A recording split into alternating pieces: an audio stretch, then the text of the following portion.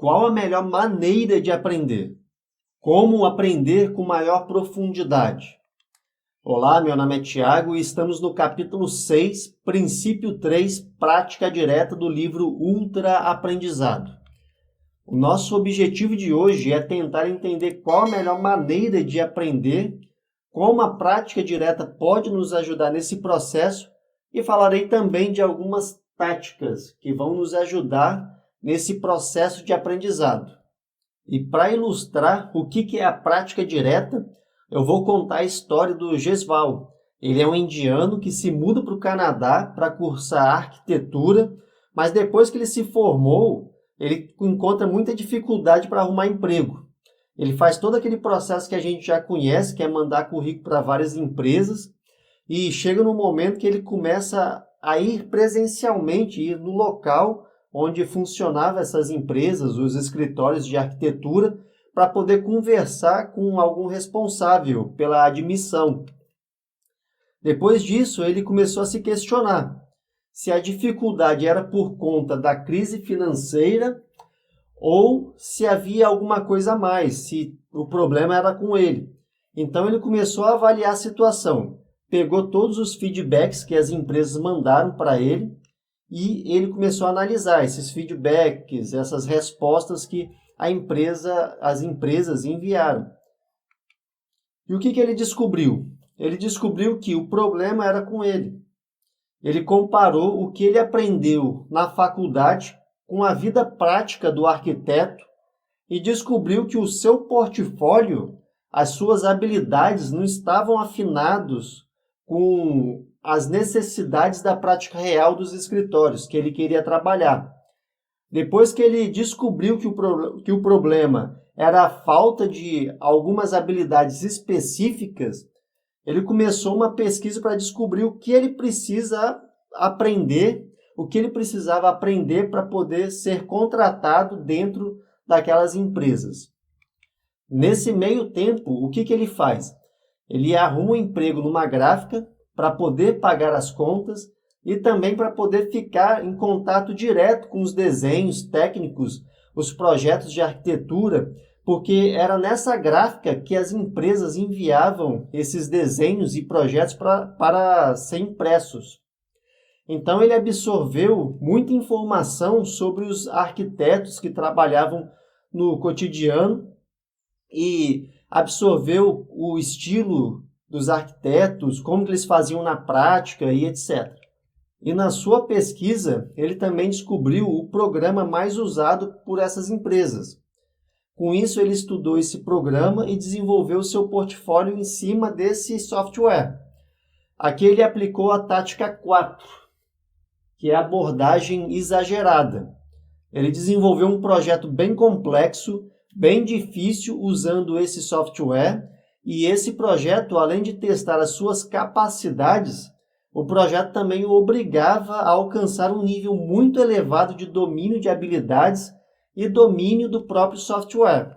Conclusão: depois que ele finalizou o seu novo portfólio, ele apresentou apenas para 2 empresas e ambas lhe ofereceram um emprego imediatamente. Antes ele tinha enviado o seu currículo para várias empresas e com o projeto de Ultra Learning, ele filtrou.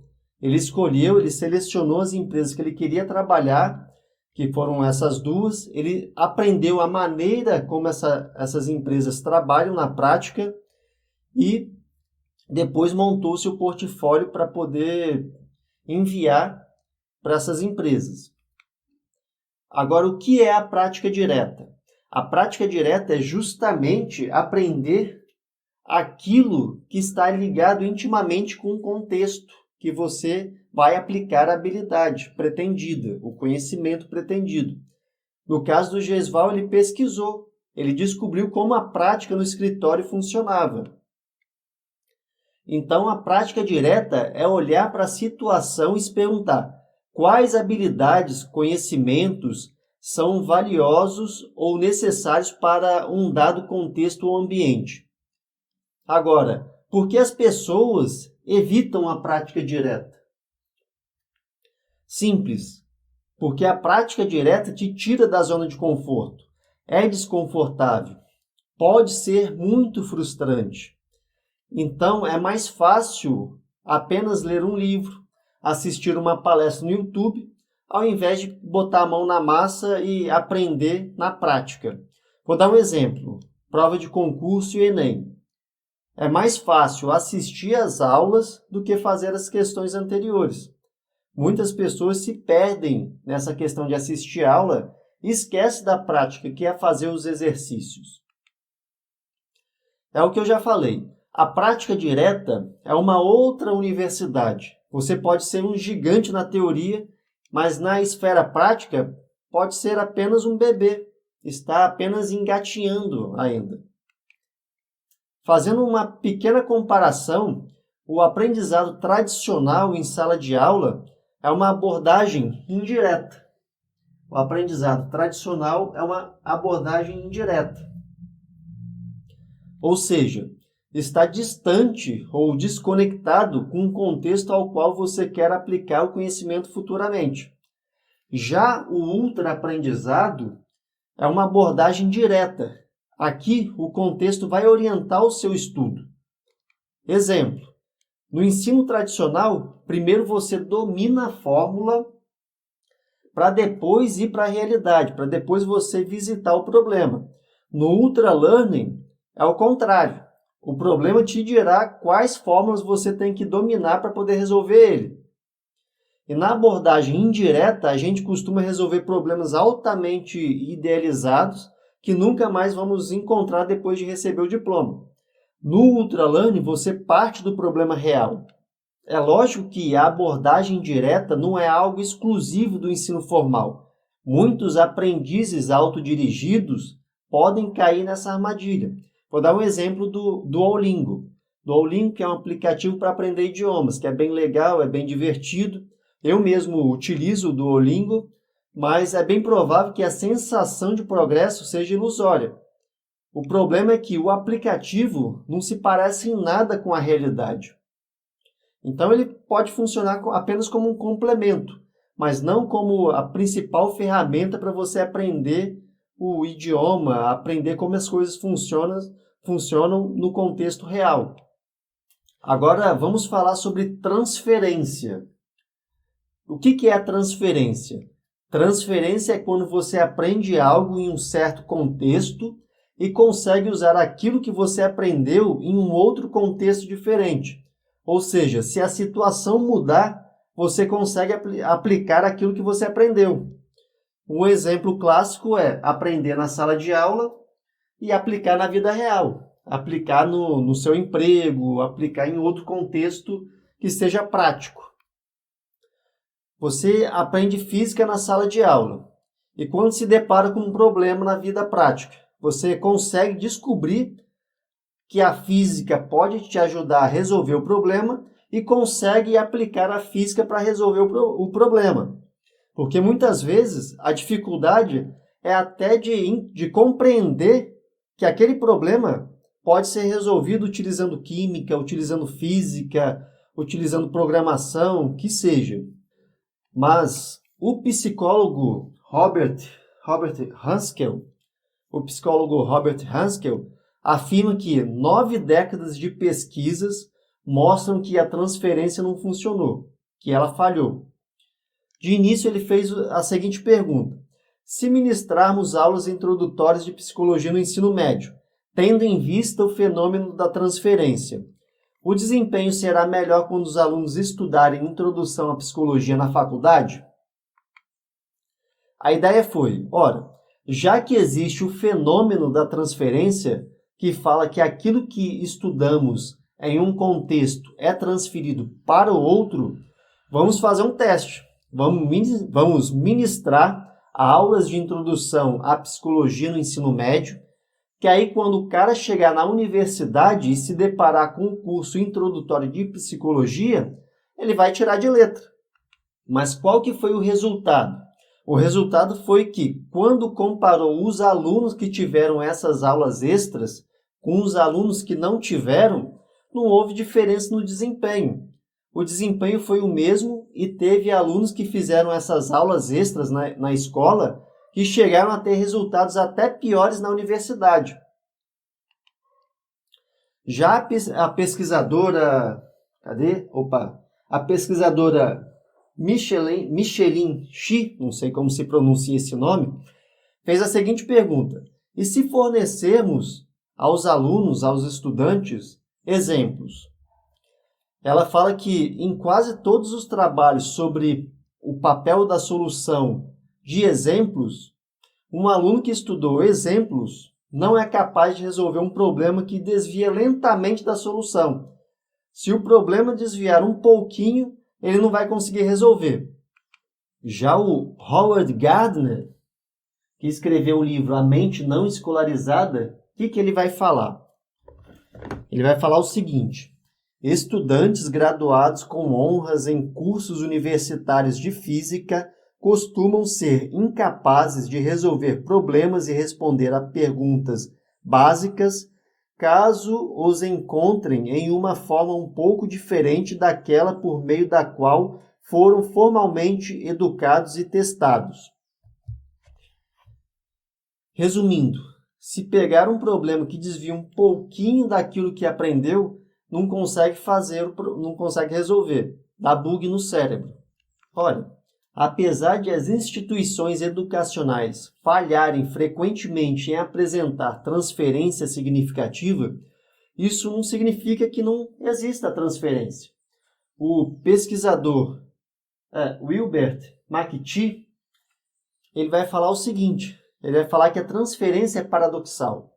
Quando a gente deseja, a gente não consegue. Mas ainda assim, ela vai ocorrer o tempo todo. A transferência ocorre o tempo todo.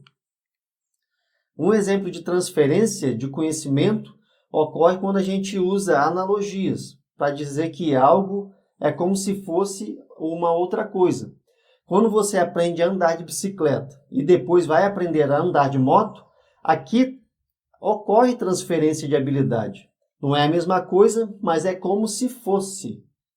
Agora, por que as instituições de ensino têm dificuldades em proporcionar uma transferência relevante? Segundo Haskell, quanto mais limitado for o nosso conhecimento, mais difícil tende a ser a transferência. À medida que você desenvolve o seu conhecimento e a sua habilidade em uma determinada área, você aumenta também a sua flexibilidade e isso facilita usar o seu conhecimento em outros contextos. Ou seja, quanto mais contexto você sabe aplicar a habilidade ou conhecimento, mais fácil fica de aplicar em outras situações. Então é importante ter uma coleção de situações nas quais você aplicou a experiência. Já o autor do livro diz que o problema da transferência no aprendizado formal é porque não é direto. O ensino formal é indireto. Agora, como a prática direta pode resolver o problema de transferência? Na prática direta, a distância entre a habilidade aprendida e a situação é menor. Então, transferir aquilo que você aprendeu para uma outra situação real é mais fácil. Por quê? Como a prática direta, a pessoa está aprendendo dentro do contexto real, o qual quer desenvolver a habilidade, então ela absorve e assimila um volume muito maior de detalhes ocultos de como o conhecimento interage com a realidade. Já em um ambiente artificial, esses detalhes são perdidos. Aqui eu tenho algumas táticas que vão nos ajudar nesse processo da prática direta. Tática número 1. Aprendizagem baseada em projeto. Aqui você estrutura o seu aprendizado tendo em vista produzir algo. Exemplo, aprender a programar criando seu próprio jogo ou aprender história da Grécia Antiga por meio de um projeto de escrita de um livro. Essa tática ela pode funcionar em várias áreas como música, arte, roteiro, engenharia, carpintaria e assim vai. Tática número 2. Aprendizagem imersiva. O objetivo aqui é você mergulhar dentro de um ambiente que te força a praticar a habilidade pretendida. Um exemplo clássico é o aprendizado de idiomas. Quer aprender alemão? Você pode morar na Alemanha e se cercar de elementos que evocam a habilidade o tempo todo e que te forcem a aplicar constantemente.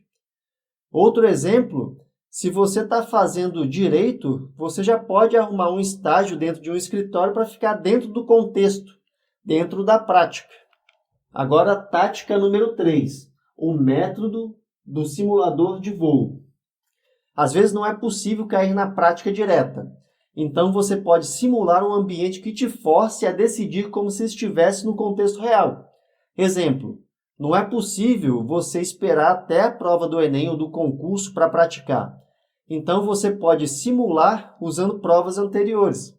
No caso do médico que quer ser cirurgião, não é possível começar com a prática direta, com a prática real na cirurgia. Então ele pode simular uma cirurgia utilizando um ambiente virtual ou um boneco próprio para isso. O importante é o ambiente simulado possuir características cognitivas que te forcem a agir e a decidir como se tivesse um ambiente verdadeiro. Então o ambiente tem que te forçar a agir e decidir como se você estivesse dentro da prática real. E por fim, tática número 4, abordagem exagerada. A última tática é você aumentar o desafio a tal nível que te force a dominar a habilidade que você deseja aprender, que te force a ser mestre naquele conhecimento. Se você não tiver um domínio elevado dentro daquele projeto que você quer desenvolver, você não vai conseguir realizar o seu objetivo, você não vai conseguir concluir o seu projeto. É extrapolar, no caso essa tática aqui, é você extrapolar os limites comuns e os limites ordinários. Exemplo, o Benny Lewis, além de ele ir morar na Alemanha, fazendo o processo de imersão, ele tinha dentro do seu desafio fazer uma prova de proficiência e chegar no nível máximo dessa prova, dominando o alemão. Agora, quando você for aprender algo novo, faça alguns questionamentos. Primeiro, onde esse conhecimento pode ser aplicado? Isso é para te ajudar a linkar aquele conhecimento com a realidade. Você começar a fazer essa ponte. Segundo questionamento, como esse conhecimento pode me ajudar? Isso vai te dar uma noção de utilidade.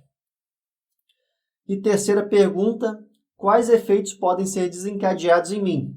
Isso te ajuda a ver os resultados de maneira mais concreta. Isso te ajuda a ter uma visão mais realista do que vai acontecer se você adquirir determinado conhecimento. Praticar diretamente no ambiente que você deseja usar as habilidades é um começo muito importante, mas para você dominar rapidamente aquele conhecimento, aquela habilidade, é necessário aplicar um outro princípio, que é o princípio 4, repetição, que será o tema para o nosso próximo estudo. Então, até lá!